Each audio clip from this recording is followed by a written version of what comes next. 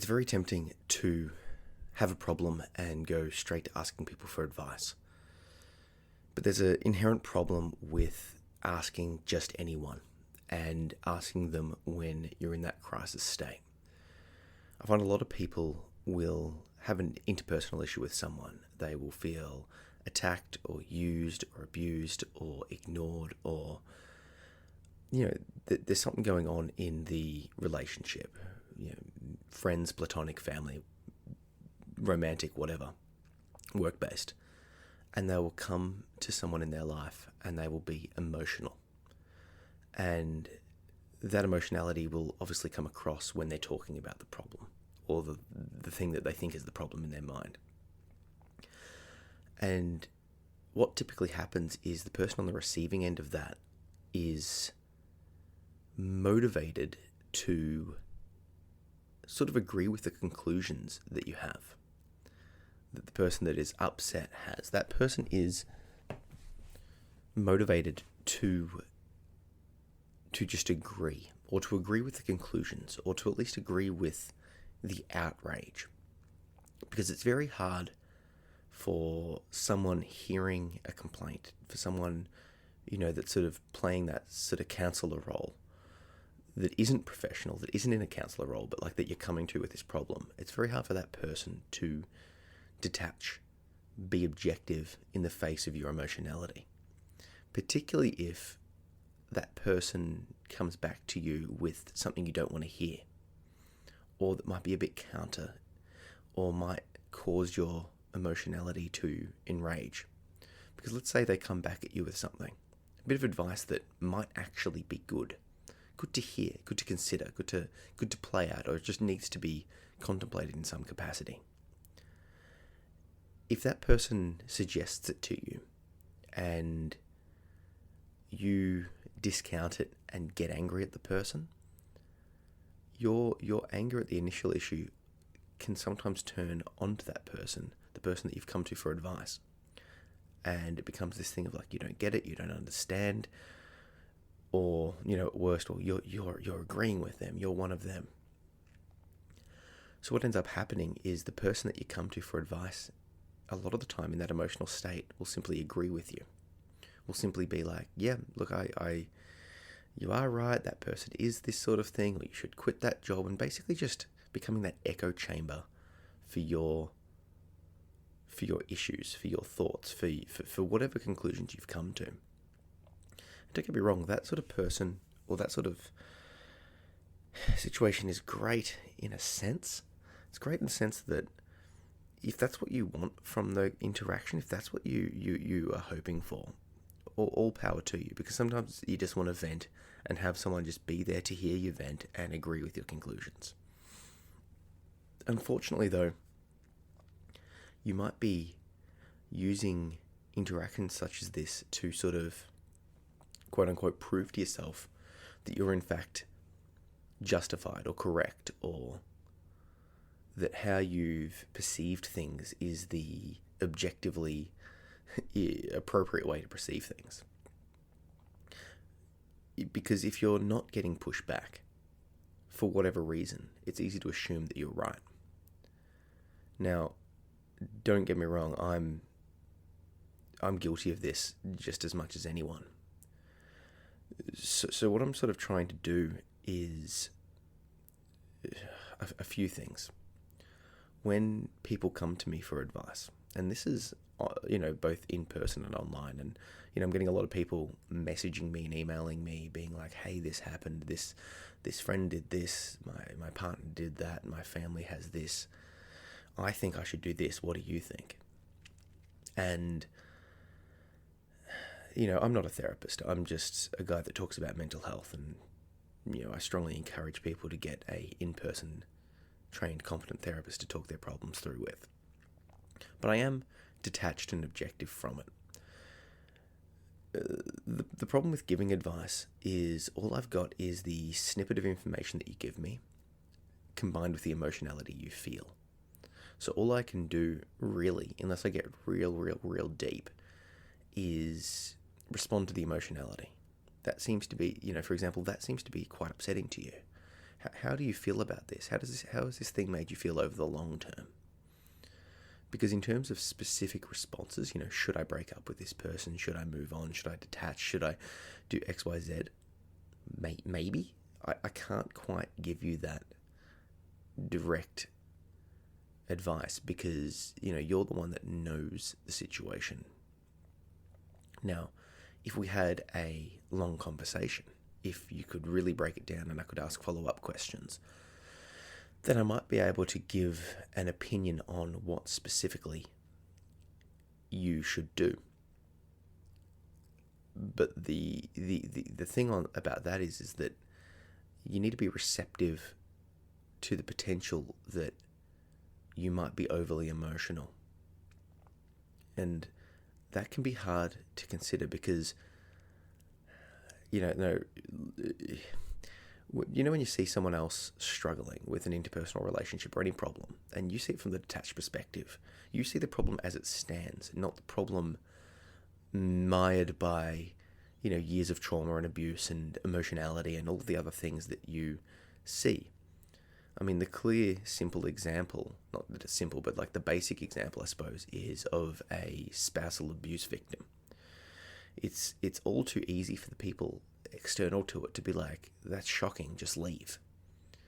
And ultimately that's probably the best solution without, like in almost literally every single case, except for when maybe kids are involved and there are complexities, but the answer is to leave, to get therapy, to get support and, get the authorities involved and all of that sort of stuff. But the problem is the person that is the abuse victim is facing a lot of internal struggles. They've been almost trained or indoctrinated or conditioned to have low self-worth, to believe that they are deserving of the abuse, to a whole range of things. Their emotionality is punctuating their responses to the actual actions, to the actual things that are happening. So from the outside perspective, you could be like, yeah, just do this, because practically, or like, sort of physically, that's what they should do. But how do you get that across to an emotional person? And you can apply that same concept to someone that's addicted, just quit, or someone that's depressed. It's like, well, just go out in the sun, just exercise, just get therapy, right? And I think that's where a lot of this terrible cliched advice for mental health and for these problems come about, because it's like, well, just do the thing. But when you're in it, there's this whole level of emotionality and background thoughts and ruminations and a plethora of other mental health concerns that sort of weigh you down. So if I'm giving advice in person or online, I tend to be err on the side of letting them come to the conclusion themselves. However, there will be times that I will suggest that not that they do something, but that they just consider it from a different perspective. Not necessarily the other person's perspective, but just a third person's perspective. What would a third person that's not you and not the person you're in the interpersonal conflict with, what would that person think of the situation? How would they think you're being fair? How would they think the other person's being fair? Would they think that you've done anything to perpetuate the situation? Would they think that the other person has? Would they think that there's certain actions you could take if only you took them? Would they think that, well, what would that person think? Can you come to that conclusion? Because unless if you're emotionally charged about something, unless you can detach from it and step back and see a little bit more of the reality of the situation that's sort of beyond your emotions, you may only get that echo chamber based advice. If someone comes to me crying and literally in tears because someone said or did something, they're not after a solution, even if they think they are. Well, look, they may be, but they might be saying, well, what should I do? What should I do? But in that highly emotional state, all I can really give them is comfort. Maybe in a week or in a month. when they come to me calm and collected, maybe then I can give them a more of a deconstruction or a game plan or that sort of stuff. The problem with this is that the person that is emotional coming for the advice may think that my comfort, my care and concern mode is me agreeing with them, is me validating their actions when I'm really just validating their emotions. And that may lead to similar problems and concerns and issues moving forward. It's taken me a long time to realize that when people come to me for help, they're not always after a practical solution. They might be after the emotional support. They might be after just a sort of a soundboard. So the other thing I'm trying to do is be like, hey, what sort of support are you after right now? Do you want me just to listen? Do you want me to give you some advice? Do you want a hug, right?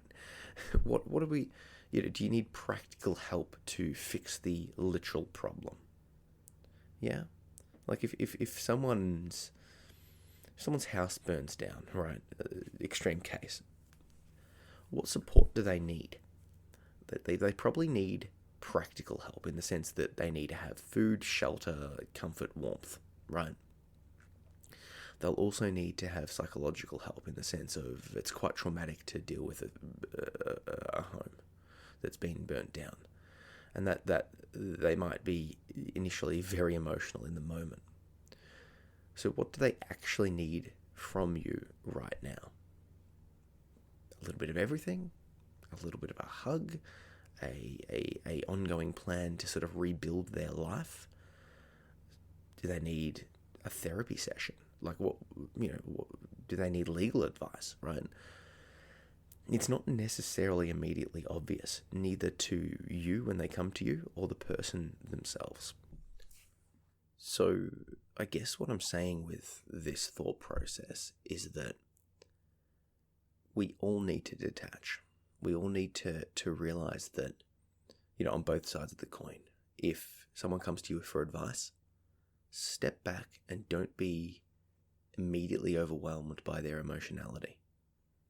They will come to you looking for something, but it may not be exactly the thing that they need. If someone might be completely overwhelmed and literally just need to just vent, but they might be asking you for practical support. And if they're coming to you, it's on you to sort of field that. And obviously, if you're not in a place to field that, to pass it on to a professional therapist.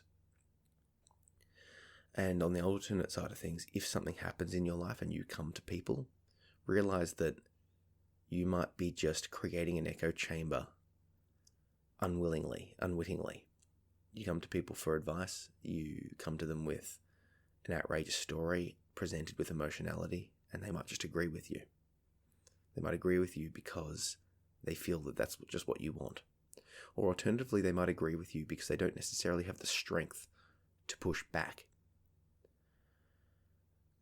And obviously all of this depends on the level of interpersonal connection that you have with the person. But if someone's close to me and they're emotional, I feel more comfortable pushing back and sort of risking their ire, risking their displeasure, risking their immediate annoyance, and sort of cop a bit of abuse of like, you don't understand, you don't get it. To get through that, to be able to get to the nuts and bolts of the problem. Because if I have a long relationship with the person, I can see the trends and the history and the approaches, and I can help them through that. And on the other side of things, they know that I will push back, and they have that want for pushback because they know that I'll give them that feedback.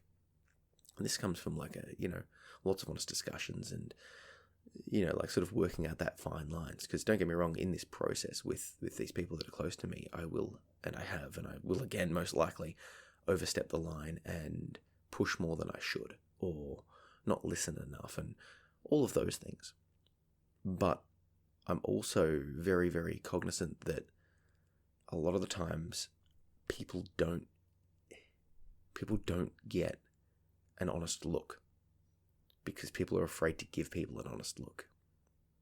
With my writing, with my Brazilian Jiu-Jitsu practice, with basically most of the things that I'm doing, with my work as a disability support worker, I'm looking for feedback. So I'll give my partner my writing, or I'll ask my coach, what do you think? Or, different people that I work with, what do you think of how I handled that situation then? And initially, when they gave me that honest feedback, I balked at it. It was hard. It was challenging. I'm like, ugh. And it hurt. It stung. And I didn't want it. But then I realized that the more I get that feedback, the more I push for the feedback, the more I accept the feedback, the more I keep asking for it, the better the writing becomes, the better the product becomes, the better my performance in the gym becomes. Because they're seeing it from the detached perspective. It's like, hey coach, how could have I escaped this position? Well, you should have done this and this and this. And my initial response is like, yeah, but you're not in my body. You're not feeling the pain and the pressure and all of that stuff that I'm feeling, from the jiu-jitsu perspective. Or, hey, did this writing project to you this emotion? Oh, not really. I mean, I sort of felt it over here, but you were a bit verbose there, and you sort of rambled over here, and what's this tangent about? Oh, you don't understand my writing? I'm trying to it can get confronting because it's like I'm sort of putting myself out there on the page. But when I calm down a bit and just contemplate it and think about it, I'm very grateful that I've got these relationships with people that are comfortable standing up to me through the emotionality to be like, hey, this is what you should do. And I apply that logic to a crisis plan. I'm in the process of creating a bonus video course called Creating a Mental Health Crisis Plan. I'm going to talk about how you can get access to that and when it'll be up and all of that sort of stuff soon.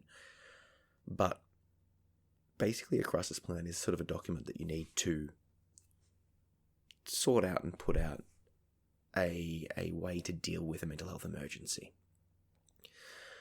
And the basic premise is that it should be sort of in order. You notice that you're struggling, and then you put an intervention in, and it goes from your sort of self-care all the way down to calling emergency services.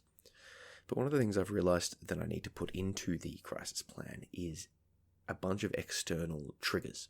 For example, if I notice that my friends and family or work colleagues or people in my external to me are like, hey, are you all right? If they start asking me that, that's a sign for me to step back and go, am I okay? Because I know that when I'm struggling, it's hard. I know when I'm struggling, it's hard for me to step back, detach, and see that I'm struggling. So I'm relying on the external motivator, the external prompting to check into myself, to detach. And then I take it a step further, being like, okay, well, I've given quote unquote authority to people external to me to take more direct action should they view I need it. Because if I go very manic, very high or very low, I can very quickly devolve into a mental health crisis. So quickly that if people don't help catch me, I could be very much at risk. But when they do ask me in that moment, I'm quite emotional. So the best response is for them to just act. And then I know that I have to trust them. And over a long time, I've learned that, if my partner's like, hey, I'm worried about you. Are you, have you got a psychologist booked? You should take the day off. You need to do some self-care. You need to have Valium tonight. You need to, yada, yada. So in every aspect of mental health management, there's this importance of having a realistic look, in my mind at least, as a safety valve. So yeah, when you're giving and asking for advice, let's just take a little step back and realize that emotionality can colour our perception of the question and of the needs of both parties. So that's what I wanted to talk about today, but I wanted to sort of let you know how you can get access to the Crisis Plan video courses and sort of what I've been doing on my website. I've started a Patreon in earnest, in the sense that I've sort of got my shit together with that, for lack of a better expression, and sort of realized what I can do with it and what I can offer. Usually for my video courses, I would put them on Skillshare, and with everything I do online, I like to be able to put it out there as available for free. So Skillshare is great because you sign up, you get 2 months free access. And I'll put a link down below so you can grab access to my Skillshare courses. But the problem with Skillshare is that they only allow content of certain varieties, and stuff that's directly related to mental health. And some other things, they like physical training and self-defense and stuff. But mainly with the mental health stuff, they've been pulling my courses down. I had 4 courses I was going to put up on Skillshare, and all of them got rejected. And if they keep getting rejected, there's a chance of all my courses getting pulled. So I'm like, okay, what can I do about this? I want to be able to put these courses out, particularly related to mental health. But I want it to be free access, but I also need to justify my time. So how can I balance this? All right, I'll make a Patreon and I'll allow people to get early access to the courses. I'll put them on my website under a tab called Bonus Collection. And they'll get early access to those courses if they sign up to the $10 Patreon tier. So for $10 a month, you get early access to all of the courses that I've got up, the bonus courses. And over time, I'll release those courses for free so everyone gets access. And this basically sort of, I feel, hits all of those moral standings, moral groundings of me still wanting to stick to the idea of giving things out for free. But it also justifies the time. Like it might take me an hour to shoot a course, and then like a day to edit it and upload it and write it and all of that process. And that day is gladly spent, but that day costs, is an opportunity cost. That time that I spend could be spent with my family, with my son, with my partner. It could be spent doing self-care, recovering, or it could be spent, working to pay the bills at home and, for the food for my family and all of that sort of stuff. So what I'm doing is basically saying, hey guys, if you wait, you'll get it for free. But if you want to support what I'm doing and you want early access, $10 Patreon tier. And then in addition to the other options, I wanted to talk you guys through the Patreon options that I've got, because I'm doing that same approach for a few different projects. As you know, I've got the book Lucidity, the fiction set in a universe where dreams are connected. And I'm basically writing that over time. Every Tuesday I sit down to do writing. And I don't know where it'll end up, but I'm enjoying the process. And I figured that you guys might like to see the behind-the-scenes viewage of that, in the sense that what are the chapters coming out as I write them? How am I making those tweaks? So what I'm doing for a Patreon tiers on a $10 tier called the Lucidity tier is, get early access to that, get early access to those chapters and some behind-the-scenes videos. And I'm doing another similar thing for how to get your shit together, another $10 tier. I'll be putting the chapters out on the podcast and on the website for free. But if you want early access to them before they come out, once again, there's a $10 tier. So then I'm like thinking about all of this, and I'm like, okay, how can I make this a little bit simpler? Because people might only want access to the early courses, or people might only be interested in Lucidity, or people might only be interested in how to get shit together. So each of those will be up as a $10 tier. But if you want access to all of them, if you want early access to everything I'm doing, altogether I've put it up as a $15 per month Patreon tier. If you want access to everything I'm doing early and just get that access, that's the one for you. But so $15 per month to get early access to everything I'm doing, and it's a great way to support what I'm doing. And the reason I like Patreon is that it will enable me to see the income that I'll be getting from my online work. Because right now I get a small amount from book sales and a small amount from Skillshare courses, but I don't know how much it will be until after the fact. So not only is it small, it's also variable and uncertain. What if everyone who wants to buy How to Get Your Shit Together has bought it? I don't know. So I can't rely on it. And because I can't rely on it, it means I can't, mental health wise, use that income as a way to put more time into what I'm doing here. I used that income to buy, I bought the laptop and the microphone that I'm recording this on right now, for example. I use it to buy equipment and upgrade what I'm doing.